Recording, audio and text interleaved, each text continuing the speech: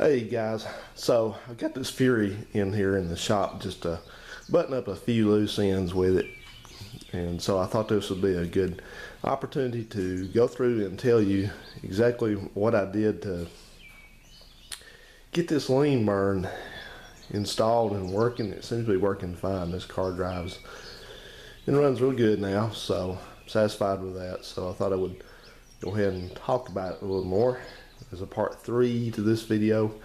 It took me a little while to get to this point because I had some carburetor problems that I didn't think was a carburetor problem, but it actually was.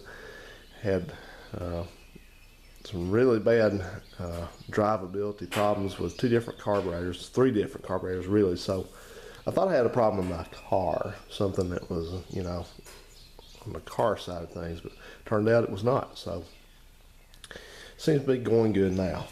So anyway, this car was an 87 Plymouth Gran Fury with a 318, and it had the ESC or ELB, electronic lean burner, electronic spark control, whatever you want to call it, installed from the factory. And I still have the air cleaner to it here. It's what I use on it. And I just retained that to kind of give it a factory appearance. I didn't feel like on this car it's worth going to the trouble of trying to change that for any reason. So essentially what I did, and what you'll need to do, is you'll just need to find and install stuff that's not lean burn control, which in this case is the carburetor and the distributor mainly. So this carburetor, first of all, this is a 84 Holley model 2280 2-barrel carburetor, and it's very similar to the carburetor that came on this originally, which was a Holley 6280. The only difference in the 6280 and the 2280 is the 6280 has the electronic fuel control solenoid in the carburetor instead of having an arrangement of power pistons and things like that. So the lean burn computer manages the mixture in the 6280. So if the computer is going to go, then the carburetor has to go also, because it will just default to some mixture there that's not going to be good for drivability. So it may run pretty good, it may not. So that, these carburetors are fairly plentiful still. So I rebuilt the first one. It didn't work right, and I was trying to change some parts around with another carburetor and made things even worse, just exacerbated the situation. So exacerbated, I guess the word is. And so anyway, I finally found one that was all original, hadn't been tampered with, and just did a quick rebuild on it. It seems to be working pretty good. So all the lines and everything hooked up just fine. The only thing about that that I lost on that was this kick-up solenoid, and on these it's for the air conditioner and for the rear defroster. When you turn either of those items on, it kicks the idle up a little bit to speed the engine some. So I got a very good suggestion from one of my subscribers to tie that into the air conditioning circuit, so we're probably going to do that. And let's see what else. Got rid of some. This car had back there in the back. It had a set of electronically controlled vacuum solenoids that managed the operation of the smog pump. Smog pump's only got one line running into it, right there. But that and the EGR were managed by that. So smog pump's working now. The EGR is disabled until I get another one of these.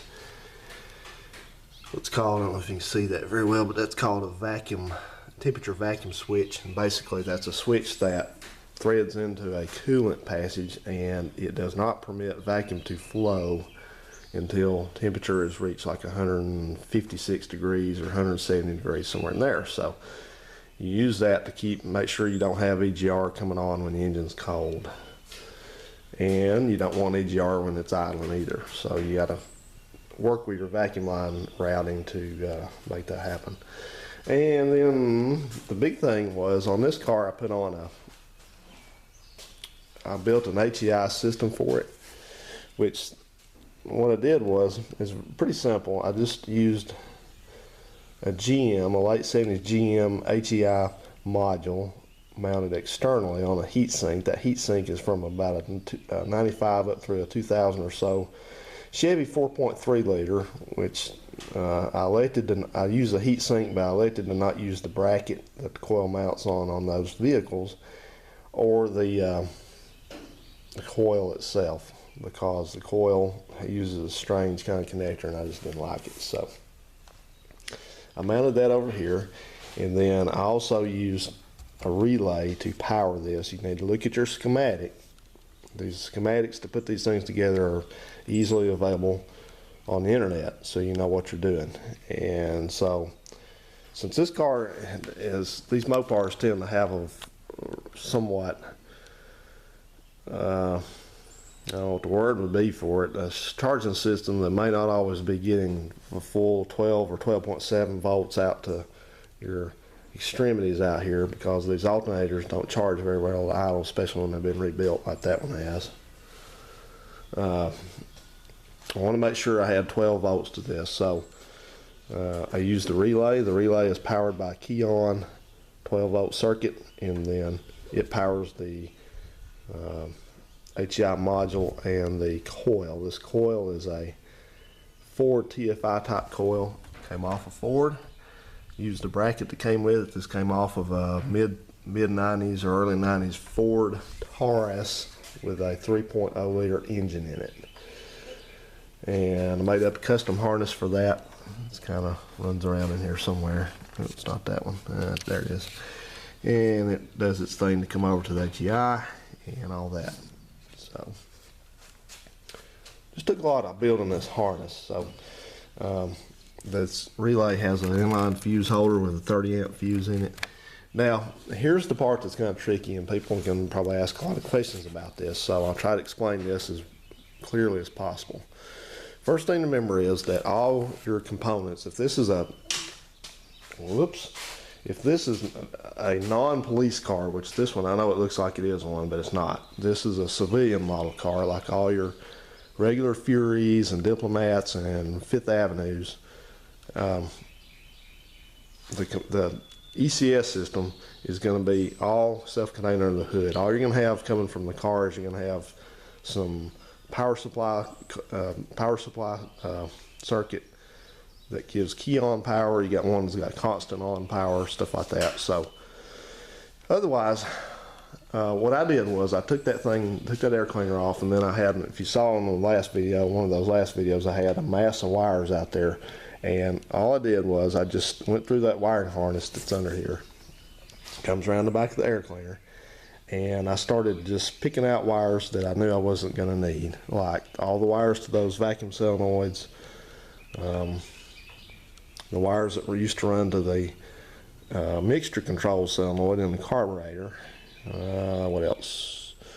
You know, just oddball here and there wires is basically what it was. So I knew I wasn't going to need them, because all I need to run this stuff is I needed power out of the car. So what I ended up with, when you look over here on the valve cover, there's a big plug right here, and then coming out of the engine side of that plug, there's a blue wire, and there's a big pink wire, and an orange wire, and a white, kind of tan white wire.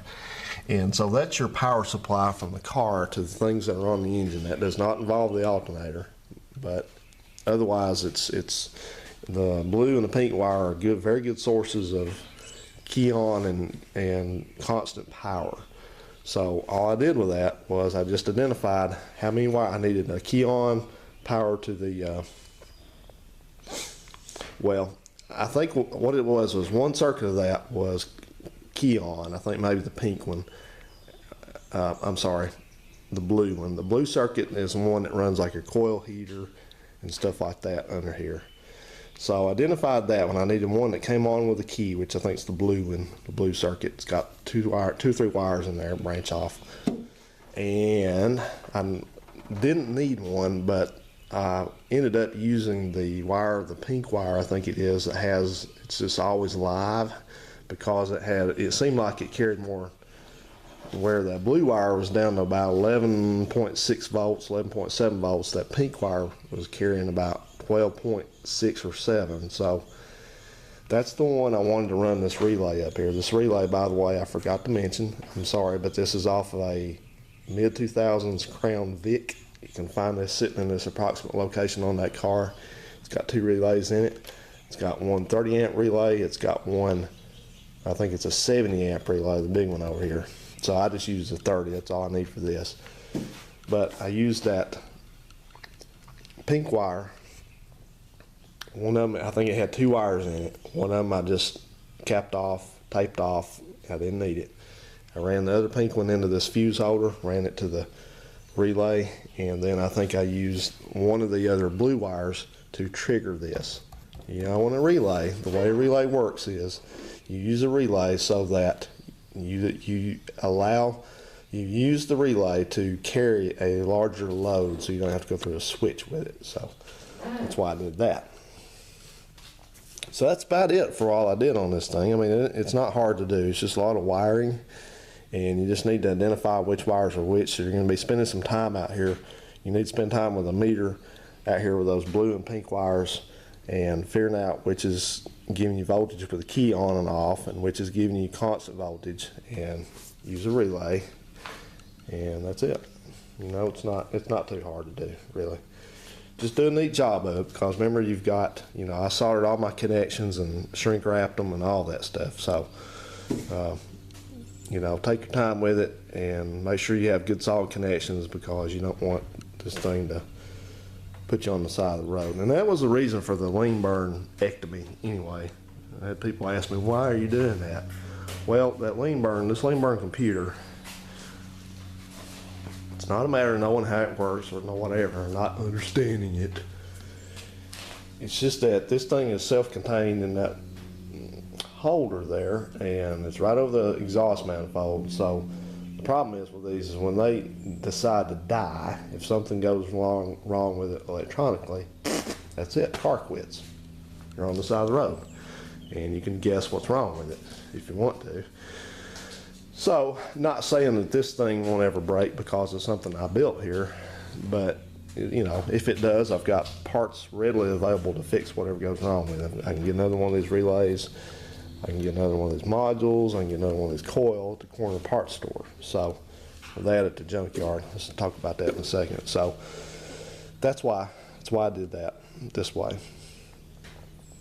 So, speaking of these relays, now I'm not going to open that because I think it's kind of hard to get that cover off, but maybe, let's see, maybe I can, no, I got it. There we go. But anyway, these are just factory Ford relays. That's the 30 amp one, that's the 50 or 70 amp one there. And the thing about relays is you can get these little chintzy, they call them Bosch type relays at the parts store, but these things you get at the parts store are not rated for continuous duty, which means this thing stays on all the time. That's what's called continuous duty. Those ones at the parts stores are for something that goes click, click, back off, click, click, back off, because you try to run one of those cheap ass relays from the parts store and this thing is going to burn up very quickly. It's not rated to do that. So that's why I used this. It took a little bit extra time to get it and wire it in, but that's why I did it. So, and that distributor back there, that was just another junkyard part. Had that for a while just laying around. That's just a very, very, very, very common mid-70s, late 70s 318 distributor with a vacuum advance on it. You see the can over there, which signifies it's a vacuum advanced distributor, so it has no lean burn interaction with it whatsoever. And they just drop in very easily on these cars, so that's no issue there. I did have to make a custom coil wire coming from there, which comes over here, but that's the reason for that is because that is a female receptacle on that distributor cap, and this one is a male terminal over here, which means that terminal sticks out. I guess you can do the math on that, but anyway, that's, you know, you can't hardly find a coil wire, number one, that's as long as that one, and number two, that has those kind of ends on it. So that kit came from Summit, and like I said, I don't normally promote anything on this channel, but in this case, it's worthwhile to know where to get this if you need to build it. So that's where I got this. I think the thing was like 30 bucks for this. It gives you a kit with a cable in it. I think that's a 3-foot cable, and it was just barely long enough, and several ends and several boots to make it all work, whatever you need. So that's what I did on that, guys. So basically, long and the short of it is that, excuse me, I took the lean burn carburetor and distributor off and threw them away, so to speak. I think I kept some parts off of them. And I did that, and then I took the lean burner computer wiring all out. I unplugged that harness I just showed you over there a few minutes ago. I took the whole thing out of here, and I just paired wires out of it. You know, there's nothing going, you know, whatever is past that plug in that harness going that way, that plug over there, don't worry about it. That's car stuff. It has nothing to do with lean burn. You don't have to fool with it. You don't have to worry about it. You don't have to look at it. All you gotta do is just unplug that harness right there. Unplug the things that it plugs into, like the oil pressure switch back there, that coil heater control. There you got temperature for the gauge down here. And so you just unplug that stuff and you just snake that harness out of there, you know. You saw it laying on that table out there when I had it out. And then you sit there and just, you know, say, I don't need this wire, I don't need that wire, I don't need this wire. And then what you're going to have left, you're going to have like 2 or 3 blue wires. You're going to have like maybe a greenish wire that goes to that temp sensor. You got the big blue wires that go in that same circuit that go to the oil pressure switch. And then you got that pink wire, like maybe 2 pink wires, and that's what you're going to have left, and that's what you work with. So you do your wiring, you go to the junkyard and find you a coil setup from, like I said, you can use one from a Taurus or a Mustang or something like that, or a Ranger. You get your module, your heat sink, make sure you use a heat sink. Try to keep it out of the engine temperature as well as you can. That's why it's over there on the fender well. You get a relay, and then you just spin ever how long it takes wiring the thing all together. And so, like I said, so far this one works great. I'm just tying up a few ends where I had a couple, like a little vacuum leak and stuff going on this one. So, and then we're gonna just drive. So if you have any questions, guys, about this, about what I did or didn't do or anything like that, please let me know, because I try to do a good explanation, but I find at times that I left something out maybe, or didn't explain something very well. So feel free to ask me. And so I hope this helps you if you're gonna, I don't know how many people are driving these old cars anymore, but they're a really decent car. They sold a bunch of them, and a bunch of them got ran to death. So this one's hopefully enjoying us life of leisure now. So anyway, thanks for watching, and we will see you on another video, and talk to you then.